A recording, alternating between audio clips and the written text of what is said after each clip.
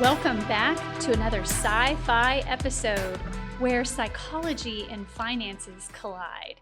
Today, we're going to be examining how we think, feel, and behave with money as it pertains to relationships. This is somewhat of a somber next couple episodes. It is, after all, Domestic Violence Awareness Month. And please don't turn the dial yet. You might be thinking, what do finances and domestic violence have to do with one another? Well, if you stay tuned, you're going to find out. If anything, it can help you understand the red flags of what might be going on in your relationship or relationships around you. It may not meet the criteria, but it could help you understand some things that could be done differently within your relationship. And so in this and in future episodes, we'll be breaking down what financial abuse is by examining financial control, financial exploitation, employment sabotage, and elder abuse. Each one holds some level of interpersonal violence, domestic abuse, or intimate partner violence. They're all synonymous terms. I'll also break down the non-clinical aspects of financial harm, financial self-harm, divorce, and buffers and resources that will help move you to a healthier place or a mindset. After all, I'm bringing the psy, or the psychology, to your financial relationship, whether it's with yourself or with a committed partner. So I have a special professional guest here today, Tim Rolfe, who will touch on this in a bit, but allow me to draw you in a little further before you touch that dial. Financial abuse, also known clinically as economic abuse, has been coined the invisible form of interpersonal violence. Now, all fancy terms aside, as a financial counselor, it's pretty visible to me. I've seen a lot of examples, and I'll share a lot of examples, of course, maintaining confidentiality. But to the everyday onlooker or innocent bystander, it may only look like normative financial struggle. So Tim, I have known for about 6 years, but we've worked together professionally for 4 years. Why don't you introduce yourself today? Well, thank you, Olivia, for having me on today. My name is Tim Rolfe. I am the Family Advocacy Program Manager here at Redstone Arsenal. I am a licensed independent clinical social worker, and I have my private independent practitioner certification as well. And I've been practicing social work now for going on a little over 20 years. So I've made it a lifelong career. It's been very fulfilling, and I absolutely love serving military families and the Redstone Arsenal community. It's a real passion of mine. It hardly feels like work when you love what you do so much. Absolutely. So we have a lot in common. We're both therapists, and we both worked with several populations dealing with relationship struggle.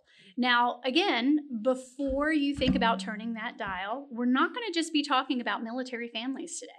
The Family Advocacy Program, especially the prevention side, we are outreaching and looking into and speaking into the lives of several civilians in the community, as well as retirees. So civilians, you're also going to get something out of this. And even if you're not affiliated with the military whatsoever or near Redstone Arsenal whatsoever, this is information that you can definitely use. I'm going to go through a couple definitions, and then we'll come back and look at each one of these individually. So the first is intimate partner violence, also known as domestic violence. It inflicts physical, emotional, and financial harm, and here are the key words, to maintain power or control over an individual.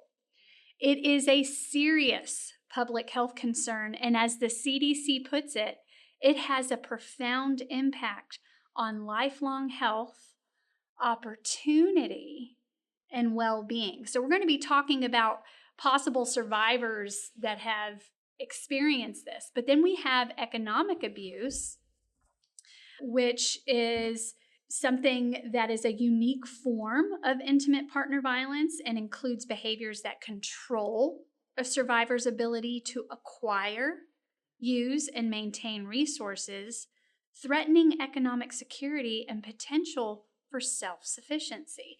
Now, I'm going to get into the subsets of economic abuse in just a little bit, but just to kind of kick it off, 94% of women have reported, for those that have experienced intimate partner violence or domestic violence, 94% of these women have reported some form of economic abuse. But it's not just a woman's issue. 38% of men have also reported economic abuse. So what's your take on that, Tim? Well, the stats are pretty reflective of what, I've experienced over the years and working with families. And it's true, it's not just a women's issue. It is predominantly a women's issue. But depending on who the breadwinner is in the home, will oftentimes define who has first of all, the opportunity or the possibility of abusing an individual in such a way. It starts there, and as, women more and more are entering the workforce than ever before, and in oftentimes cases can be the breadwinner, then those possibilities can start to increase as far as men being economically abused as well. And it can be subtle things too, right? Like, maybe you're not being restricted from access to the resources, but maybe you're just really in the dark about your financial situation, right? As a family or a couple, and you don't know where the bank accounts are, or, God forbid, if your, significant other would pass away, you wouldn't, if you're in a situation where you wouldn't have any idea what to do financially, then, you're in a tough spot right now. Right. And that may not be intended to be abuse, but it can be a way of controlling another person as well. So absolutely. And one indicator of that would be if you were to approach that spouse or intimate partner and ask, hey, I just took a class on financial well-being and I'd really like to explore where we are. I would like to shed some light on what we're looking like. What's our net worth? I learned all these terms today and I want to have some insight into this. So one indicator of possible, it doesn't mean that it's absolutely happening, but one possible indicator is that partner saying, no, thank you. I'd rather manage this myself and not give you any insight or awareness into what is going on. And that is a level of power and control, whether you define it as true abuse or not. It is someone lording that power and control over you. So it is worth a little more exploration into, okay, how can we become more financially intimate with one another to explore this? Maybe it may not be economic abuse at all. It could be someone's fear of what would happen if I did pull the curtain back, right? So it is worth a little more exploration. And we'll have another guest on for our next episode who can talk about how you can plan to pull that curtain back, even if you have to get a professional involved. Yeah, and there's an interesting dynamic there, right? Where if you are intentionally being lackadaisical to your approach to the family finances, that's one thing. But if, you've made requests and those requests go maybe unchallenged or ignored or whatever, that could be something that you would need to look at as a potential red flag. Like, let's sit down and talk about our finances. And then that conversation never happens. And then you ask again, and then the conversation still never happens. Then, certainly you might want to start reaching out to professional assistance to broach that topic. I love it, Tim. You're like, let's no longer skirt around the issue. Yeah. Let's call a spade a spade. Yeah. let's go ahead and say that there is true economic abuse happening. I read a really interesting article from the BMC Public Health Journal, and the authors wanted to examine the impact of economic abuse, not just define what it is, where it's happening, how it's happening, but the actual impact on our emotional and mental well-being. And I'm pretty sure you could take a stab in the dark and think of the primary mental issue that comes from this. It shows, or the research is showing, that with economic abuse alone, not just, and we're just talking about economic abuse, it may not be all the other subsets of interpersonal violence or any other subsets of the economic abuse. Depression was the most frequently cited outcome. And what's interesting about that is we know as clinicians that the hallmarks, the two primary symptoms or hallmarks of depression, are helplessness and hopelessness. So it's no wonder when I have someone in my office, or you have someone in your office, and our next guest has someone in her office, that there's this sense of very low energy. And I've seen that manifested as stagnation, immobility, and what would appear to be apathy. So then, if we take that into consideration, now the survivor is viewed more as the person who should just get off their duff already and do something. But if you really take into consideration what has happened to this survivor and the depressive symptoms that have come with this, no wonder it looks like they're sitting on their haunches doing nothing. It could be out of fear. It could also be out of lack of energy or lack of know-how. Where do I even start? Or it is helpless and hopeless. Yeah, a lot of survivors that we work with oftentimes wake up one day and realized how isolated they are. And in these relationships, there's a dynamic of grooming that occurs a lot of times, where it can be very subtle chipping away of the person's independence or will to be independent, and creating more of that reliance on the individual, to one day where they wake up and they just realize, I've isolated my family because I've chosen multiple times to stay with this individual, and they don't realize of why those reasons are. And there are very, very real reasons why people do stay with their abuser at times. And economic uncertainty is certainly one of them. Right. And so they're isolated not just from the resources, the family resources, but also their family support, their extended friends. They don't understand why, the survivor stays. And in a lot of ways, they burn a lot of bridges. And so they become completely isolated and find themselves just totally lacking any ability to even, like you said, even take the first step towards becoming more independent and resourceful. They enter into these relationships, Olivia, a lot of times with this belief that, this person is going to just take care of me forever and ever, amen. And you hope that that's going to be the case, but we see that there's sometimes a breakdown in relationships. And in those situations, if the person has just foregone any of their pursuit of education skills, jobs, employment, anything of that nature, they have really set themselves up to be in a very difficult situation should that relationship fail. Absolutely. That's exactly what I'm teaching my girls, is let's get you to a place of financial independence. Should you ever get into a relationship where it looked great and then later down the road it doesn't look so great, right, for kind of an exit ramp, just in case. Yep. And it just provides a little more comfort, not just for mama, but also for the female or male. I mean, it doesn't matter what your gender. I know it is primarily a women's issue.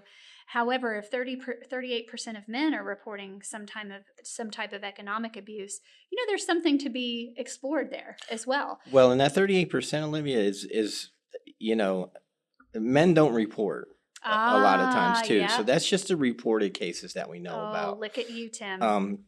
Yeah, and that happens all the time, not just in the physical abuse, but the emotional abuse between partners and also the economic abuse that highly goes unreported in men's issues. Wow. Yeah. See, that's why you're the professional in this area. Well, thank you. That is definitely something that we forget. Yeah. This is reported, Mm-hmm. and it's true. Men don't tend to self-report, whether it's economic abuse, sexual abuse, all those other things that would appear to show weakness. Correct. Right? Yep. So here's what's really interesting. So economic abuse, the result limits independence. That's exactly what we were just talking about. Right. But here are the subsets of economic abuse or financial abuse. Economic control, economic exploitation, and employment sabotage. I've seen it all. And I'm going to talk about where I've seen it, but it's not where you think.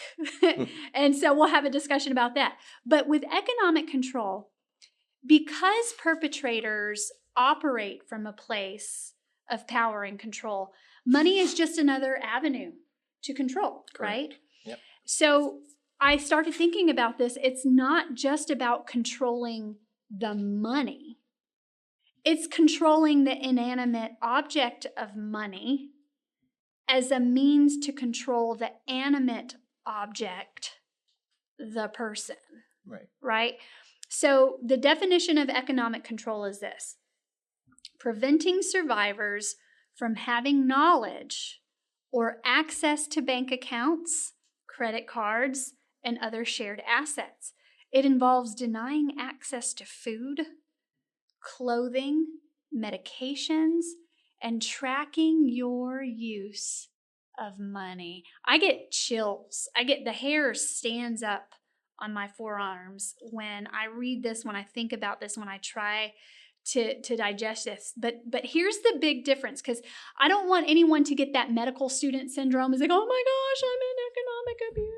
It may not be, okay, because you might be thinking, oh my gosh, my husband just asked for control of the finances because of what just happened. Well, asking for control of the finances because maybe there was something that happened where this person feels a little more confident and wanting to. Now, control might be the wrong word to use, but not everybody. I was just going to mention that. Yeah. Not everyone comes equipped with the correct terminology, right? To just, create. Well, control has that. There's a connotation to that word exactly. where we assume primary responsibility may be a better term. Right. So there's a level of health when you as a couple agree that perhaps this partner is better at handling the checkbook and the balancing credit cards, the checkbook, right, or whatever. Like that, yeah. And maybe this person is better at doing the meal planning and all those things. I mean, there's a whole episode on delegating to prevent financial burnout. Mm-hmm. Everybody's going to have a specific skill or a talent within the finances that, it might be a burnout skill for one, where it might be a motivational skill for another person. Right. So that's not what we're talking about here, audience. Right. Okay, it has a very different feeling. But economic abuse, it's not always overt or obvious. Correct. So I'm sure we can come up with some things. And I know one of the things that we see many times, and it's not just, and we're going to use some military specific terms, but just kind of in your imagination, think of how this equates to civilian terms. Someone who goes on a deployment and they're not paying the rent at home. They're not paying the car note. All of a sudden, all financial support has stopped. Yet they have dependents at home that need care, and they're not receiving any help whatsoever. So there are other, if you think of the civilian world, someone goes on a business trip, a long-term business trip, and tuition is due or car notes due, the mortgage is due, and they're not paying the bills. That's a huge red flag that definitely needs to be explored. Yes. Yeah, it is subtle, and in ways that you may not realize, and it'll stay subtle if the perpetrator is able to control the situation in subtle ways, Mm-hmm. right? But sometimes it depends on how let's say motivated the survivor is to push the issue, and how high the perpetrator would be willing to escalate the situation.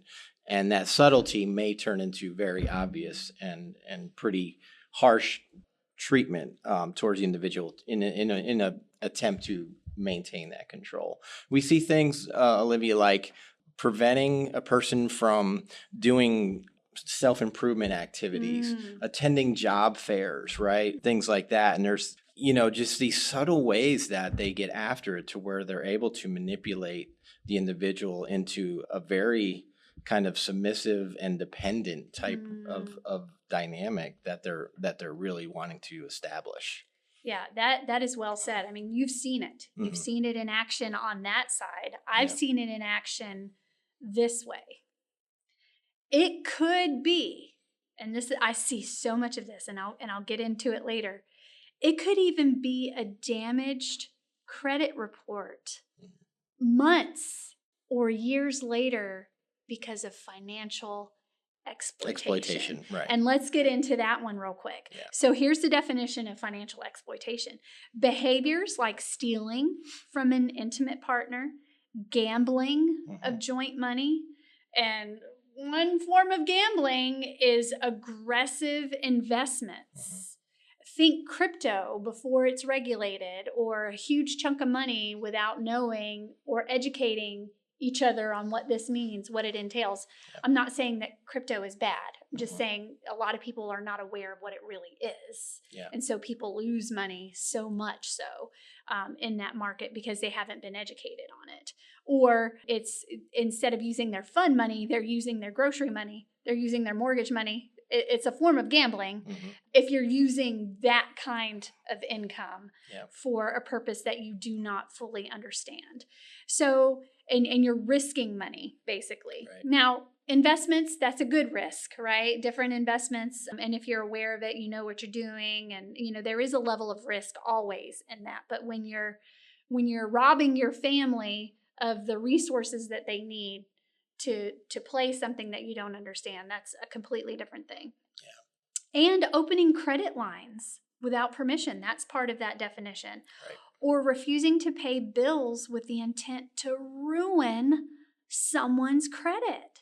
Right. And listen, this is very different from financial infidelity. I'm going to throw out a lot of designer, glamorous terms that people like to use, because it lessens the impact of what is truly happening here. So there are some forms of financial infidelity, let's again call a spade, where it is financial exploitation. Yep. So, but there are other forms of financial infidelity where a healthier couple may make a larger purchase without the partner's input or knowledge. Many times I see that in the purchase of a car. Don't do it. Have a conversation, but that is very different. It's harmful and hurtful, but it may not always meet the criteria for financial exploitation. But then there's also coerced debt. And sometimes a coerced debt could be as innocent as manipulation. If you loved me, you would buy me that bigger house. Right. Or it could be completely criminal, and you're making these terrorizing threats if they don't co-sign for you. So they're preying upon someone who has good credit to get what they want, to continue to control you, while simultaneously ruining your credit. Well, the whole end game to a perpetrator of economic abuse, physical abuse, emotional abuse is ultimately control.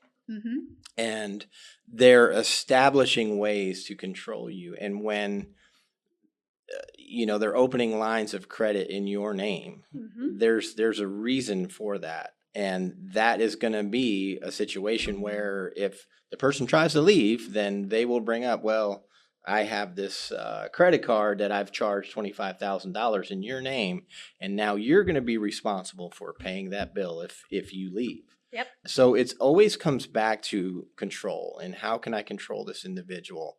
And that's always it's always the focus of an abuser is to learn to control. We started out, my wife and I, many years ago when we were just making, $30,000, a year. Oh yeah, I between remember the those two days. of us, right?